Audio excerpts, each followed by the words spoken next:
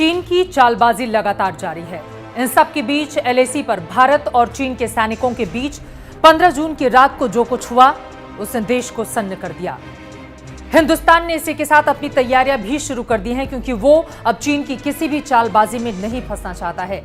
यही कारण है कि रूस के दौरे पर पहुंचे हुए हैं रक्षा मंत्री राजनाथ सिंह और रूस से मिलने वाले S-400 डिफेंस सिस्टम को लेकर देश बेहद उत्साहित है। और चीन नहीं चाहता कि भारत और रूस के बीच इस बात को लेकर किसी भी तरह का समझौता हो।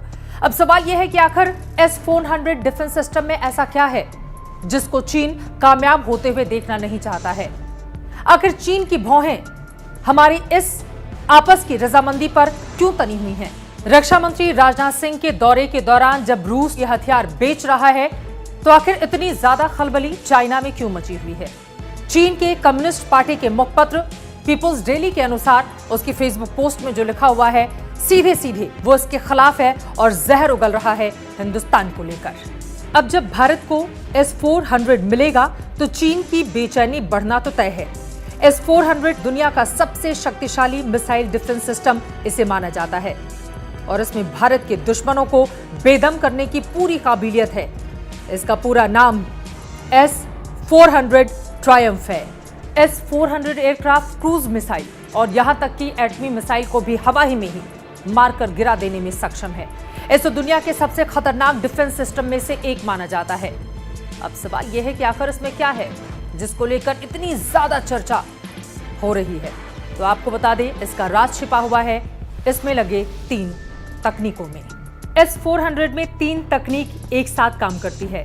पहली तकनीक है मिसाइल लॉन्चर, दूसरी तकनीक है शक्तिशाली रडार सिस्टम और तीसरी तकनीक है कमांड सेंटर। इसका रडार 600 किलोमीटर तक अपने टारगेट को पहचान सकता है और इसके साथ ही इसकी क्षमता यह भी है कि यह 100 से लेकर 300 टारगेट्स को ट्रैक कर सकता है। यही कारण है कि चीन की चिंता इसको लेकर बढ़ी हुई है। S-400 में फिट मिसाइलें 400 किलोमीटर तक की दूरी तक मार कर सकती हैं। इसकी मारक क्षमता इतनी अचूक है कि ये एक साथ 3 दिशाओं में मिसाइल दाग सकता है। इसके साथ ही हवा में उड़ते हुए 36 टारगेट्स को यह ध्वस्त कर सकता है। यह सिस्टम मिसाइल हमले से लेकर ड्रोन से हमले तक की स्थिति में दुश्मनों को मुंहतोड़ जवाब दे सकता है और मिसाइल से हमले की स्थिति में तो खुद ही यह एक्टिव हो जाता है।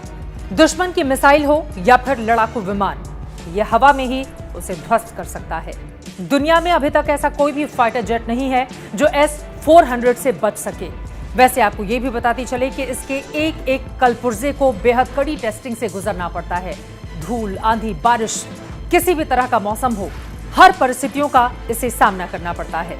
नाटो इस सिस्टम की दूर तक मार करने की क्षमता की वजह से इसे दुनिया का सबसे खतरनाक मिसाइल डिफेंस सिस्टम मानता है। S-400 की खूबियों और खासियतों की वजह से रक्षा विशेषज्ञ इसे भारत के एयर डिफेंस के लिए मील का पत्थर मान रहे हैं। इस मिसाइल डिफेंस सिस्टम की जरूरत हिंदुस्तान की सेना को पिछले काफी वक्त से महसूस हो रही थी और अब जबकि रूस के दौरे पर हैं रक्षा मंत्री राजनाथ सिंह, उम्मीद यही कि इसकी राह के सारे रोड़े खत्म होंगे और बहुत जल्द हिंदुस्तान की सेना को मिल जाएगा S-400।